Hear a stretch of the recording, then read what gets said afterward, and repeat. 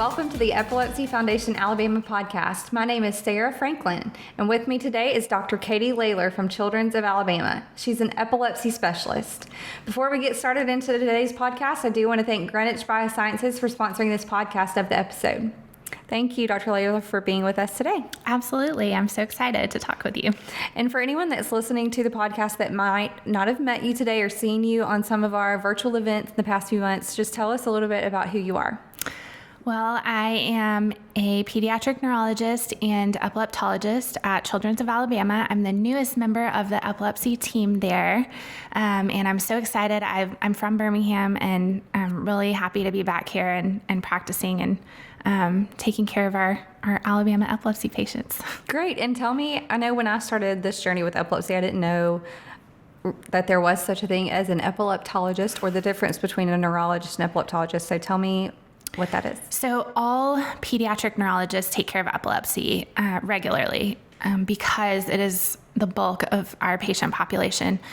But epileptologists do extra training to learn to read EEGs and care for more complicated epilepsies, multiple medications or epilepsy surgery. So we sort of often get referred patients from neurologists once patients are intractable or not controlled with medicine. Right. Okay, good. Thank you for explaining that, because I know that's something that I've learned in the past few months. And so it's kind of, general neurology, take great care of Absolutely. all kinds of epilepsy patients, but sometimes in the more complex situations when seizures are not controlled, epileptologists are the next step in care. Exactly. Great. Okay, and tell us just a little bit about you. What are some of your favorite hobbies? Well, I love to cook and bake. I'm really missing having people over for dinner with this coronavirus time. I love to hike, especially with my dog, Rita. That's a hobby we share. And something I've just recently started getting interested in during the quarantine has been growing vegetables in my garden. So no vegetables yet. We'll see how it goes. Maybe coming. You'll have to keep us posted. Yeah. I've heard that does take a lot of time. I know my husband's grandfather has just started that, and it's the size of the vegetables. It's crazy how. Yeah. This year I started from seed, and I think maybe next year I need to get baby plants because it takes a long time. Okay. There you go. Lessons learned. Yeah. Well, tell us a little bit about where you went to. We know, obviously, you've been to medical school since you've started this journey, but tell us, where did you go to undergraduate school and medical school? Sure. I went to Vanderbilt undergrad, go Doors, and then came back to Alabama for medical school at South Alabama in Mobile. And then I was delighted to be able to go back to Vanderbilt for my residency and epilepsy fellowship before I came back here. Okay, great. And then tell us, this is something that I've known you for almost probably since the beginning of the year. Yeah. At least, yeah. And I just learned this about you, though. What led your interest in epilepsy? Well, I had epilepsy myself as a child. So ever since I was 12 or 13 years old, I knew I wanted to help patients like me, just as my pediatric neurologist had done, and I never looked back. But it's crazy because a lot of people, say, okay, this is what I want to be. I want to grow up. And then, it doesn't always come to fruition. But for you, it did. I've been so privileged just with the opportunity to actually make this dream come true. And talk about a little bit more about your childhood experience with epilepsy yourself. What kind of seizures did you have? How did your parents notice it? Yeah. So I had childhood absence epilepsy. So I only had staring seizures. Mm-hmm. My parents actually didn't notice at first as seizures. My teacher was the one who brought it up to them as a concern.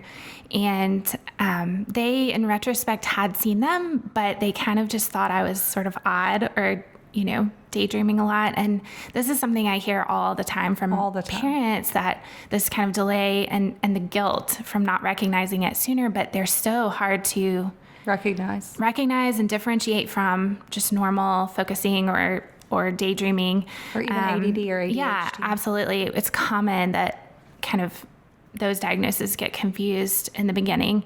And some people don't even know that can be a seizure. So it's not something I try to tell my parents they shouldn't feel guilty about that. And both my parents and my patients' parents.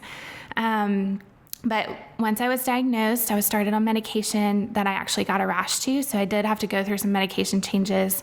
And thankfully the second one worked, but I did have side effects. So something I can relate to, I, in particular, had increase in appetite. I just remember feeling like I would never be full. Interesting. And, there's this little scrawny 8-year-old eating as much as her dad. Yeah. So, I remember that, and just the biggest memories I have are really the embarrassment of having a seizure at an inopportune time, such as one time I was walking in class in line and ran into a pole.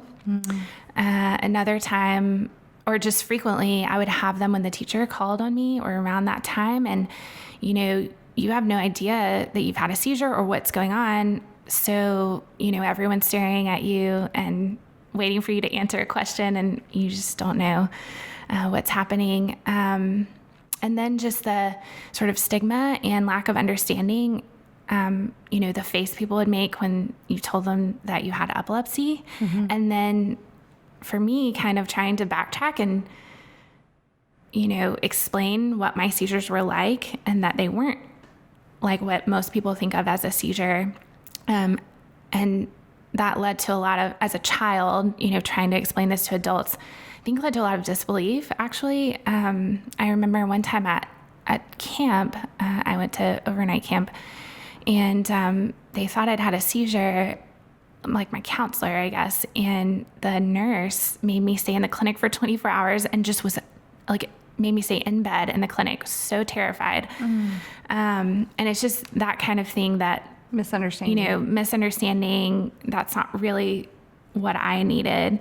And I feel like that's too a good time for a little plug on even seizure training that we have coming up for school personnel, school nurses, and the general public, because it is a misunderstanding. Not every time someone has any type of seizure do they need to go home from school. Right. Or there's just a lack of misunderstanding. And a lot of times it comes from the person that's taking care of the child that's having a seizure, making sure that they're okay. They don't want to put them at further risk, but it's just a lot of misunderstandings. Yeah, it comes from a good place, but we, want kids to be able to stay in school if they can, and do everything that they can do. And I think people, even for children who do have, generalized convulsive seizures, I think a lot of limitations are put on them by just out of fear. Did you ever have any tonic-clonic seizures? I did not.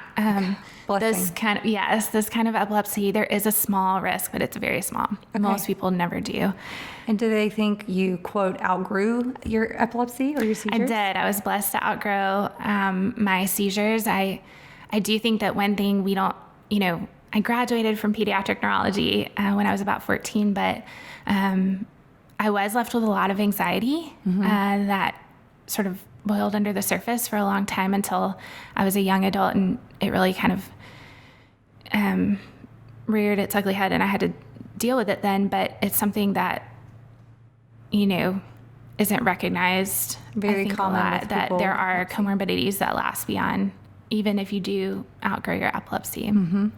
And I know with absence seizures, absence epilepsy, that is something that typically people do kind of grow out of or graduate from. So that is a blessing. Depending on when they start, most people grow out of them. Okay, that specific type. And that how many specific type. Remind me, how many types of seizures? Oh my gosh. Almost infinite. Yeah. Because every patient is different. So different. And so even the same sort of classification of a seizure may look different from one person to the next. Right. And then what are some of your favorite memories so far from maybe your residency and your time as a physician? I think all my favorite memories are, of practicing are just my patients and families. Forming those relationships is really my favorite part of the job. One thing that I've really enjoyed since coming to practice in Alabama is the energy that you and Ballard have brought to the Epilepsy Foundation here. We didn't have that where I was before, and I think you make it so easy for us to advocate for our patients in addition to treating them medically and educate the community. And I'm really thankful for that. It's very rewarding. Well, thank you. And I feel like, we want to do, even myself with epilepsy, I'm like, anything we can do to help people. And I didn't know the Epilepsy Foundation was a thing when I started having seizures, and now I do. And I want to help people understand, we're not just a foundation that is trying to raise money from families with epilepsy, but here's what we specifically do to help you and encourage you and advocate for you, whether that's on a federal level, a state advocacy level, encouraging the children. And so talk about a little bit, when you're dealing with a patient, maybe someone that's new to the diagnosis, what do you tell them are ways that they can get connected to the Epilepsy Foundation? Well, I love the kids crew. I talk about the kids crew so much. I think I'm more excited about it than some of the kids. It's probably my favorite part too of the foundation. I just think it's such a good way for kids to educate themselves about either their diagnosis or, some loved one or friend's diagnosis, and in kind of an empowering way, earning the badges and everything is, I think, a good way to sort of take more ownership of your disease or the disease of someone around you. And it makes it not seem, epilepsy is scary, and it makes it kind of easier to understand, and you don't feel like you're alone because you get your quarterly newsletter in the mail with the experiences of people from across the state. That is so important. I see so many of my patients who just feel isolated and don't feel like they can tell other people about their epilepsy because, they feel like someone won't understand. So having that community is really important. And I know even this past Saturday, we had a national virtual kids crew luau, and kids that were members of the kids crew were encouraged to decorate their bedrooms and Hawaiian themes. I saw some of the pictures. They went all out. Yes, they went all out. And it was so cool. I feel like I'm just like, wow. We had some children with epilepsy from Hawaii get on the Kids Crew Luau and sing songs from Moana. Wow. So it was just, I'm like, this is the coolest thing. Everyone should be a member of the Epilepsy Foundation Kids Crew. So I agree. And it is free to join at epilepsy.com/kids-crew. And I just thank you to, the children's team for helping pass out postcards and even just giving the website out, when children are up in the EMU or in the clinic, saying here's a way that you can be encouraged through this struggle because it's not easy. Yeah.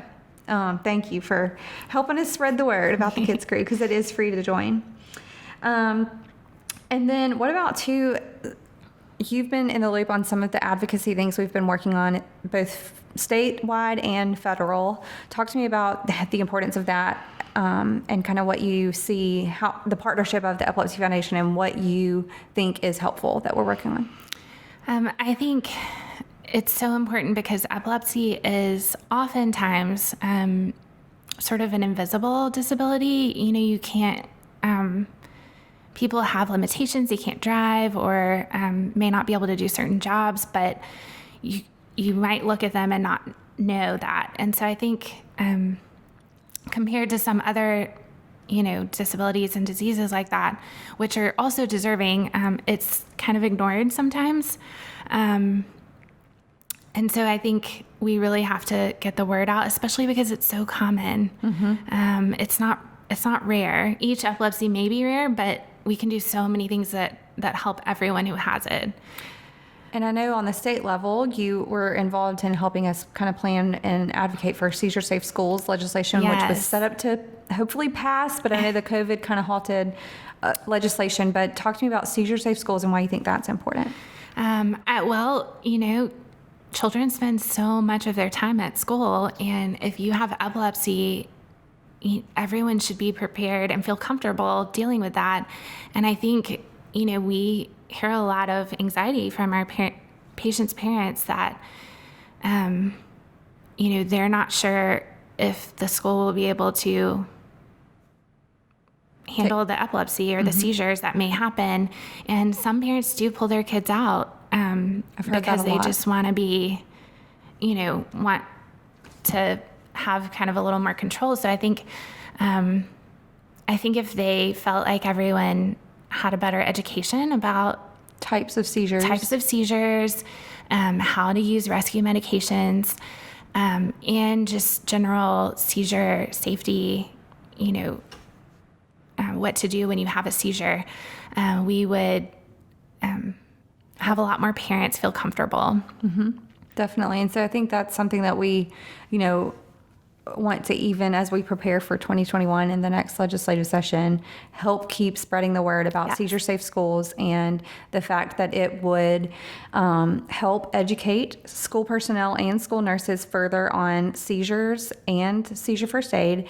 And it would also change and allow the administration of a seizure rescue medicine by someone that is, obviously a school nurse would be first priority, but if they're not on campus at all times and a coach or a teacher was willing to deliver the medicine and a parent was okay with that, that it would be okay. And I think that would change a lot of people's, just anxiety about being at school. So absolutely. And then on the federal level, we advocate for CDC funding for the epilepsy program, which helps support services for people with epilepsy across the United States, and also work on step therapy reform and other things. So thank you for helping us spread the word on that. Yeah, I just wrote to my representative. Thank you. You made it very easy. Thank you. Yes, our national advocacy team is amazing. That helps with, we have a page called Speak Up, Speak Out, and it's advocacy.epilepsy.com, and you can sign up to get emails for anytime that we need people to take action for advocacy and contacting their legislators. You can get alerts on that. So,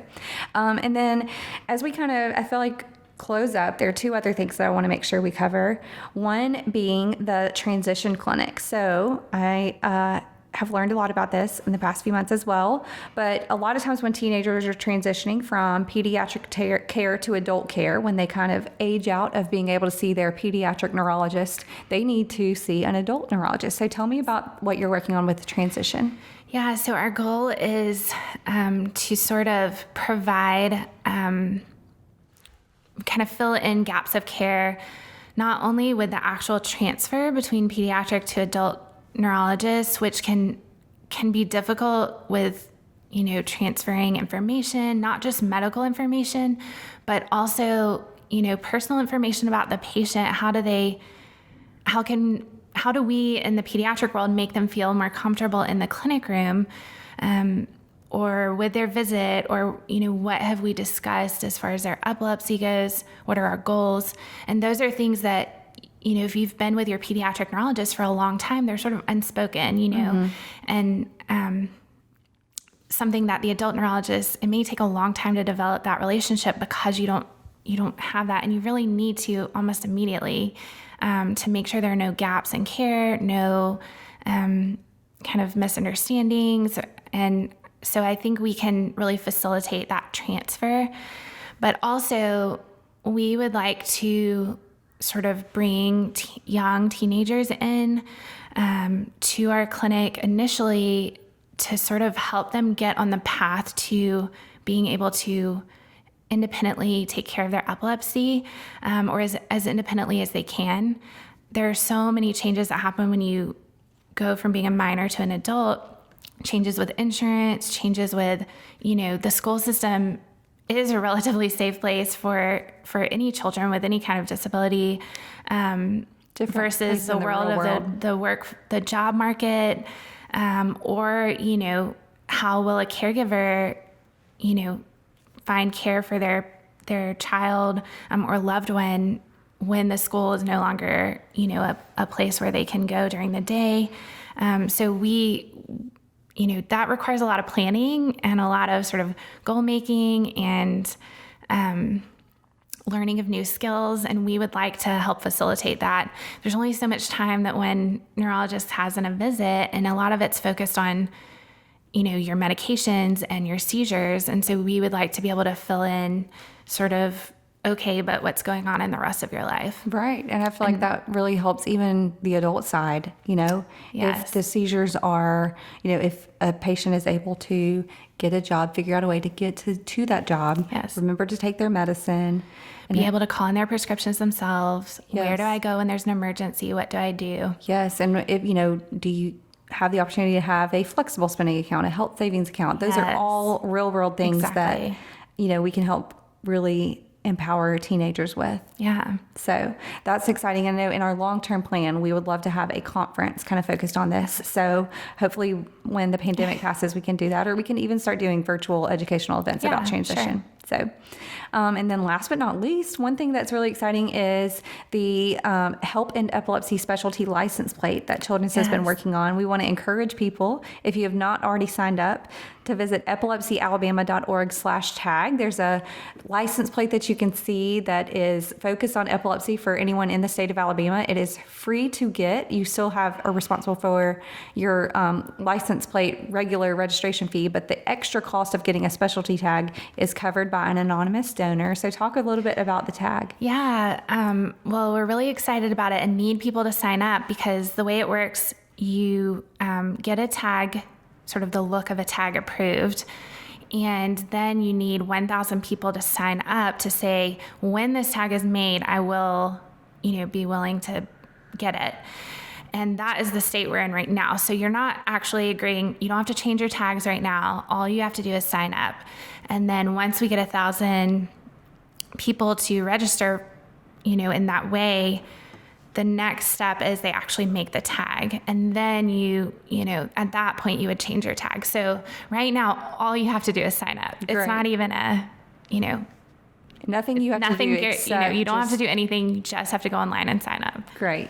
Well, thank you. And I know Children's has been working on this for several years. So it's a lot of work that goes behind the scenes to get this ready. And we want our tag push to be successful. So please, if not just one car in your household, but any cars in your household, if you are passionate about epilepsy in the state of Alabama, we need you to sign up at epilepsyalabama.org/tag. Yes. And thank you, Dr. Lalor, for taking time to come be on the podcast and just share your journey and what leads to your passion for helping patients with epilepsy. Absolutely. It's been fun. Thank you.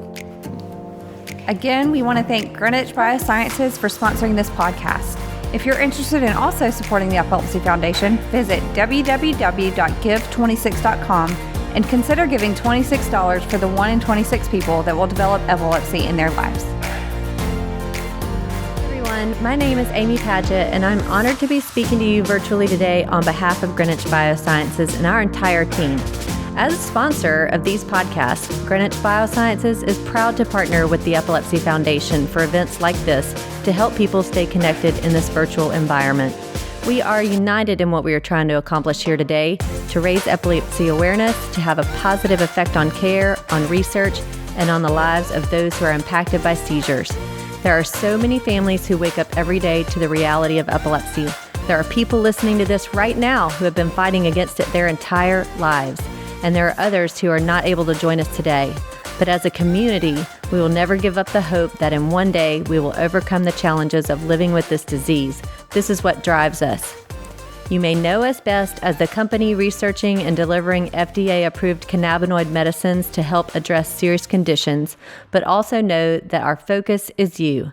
Patients and families are at the center of everything we do, and we strive to make a positive and meaningful difference in their lives, in your lives.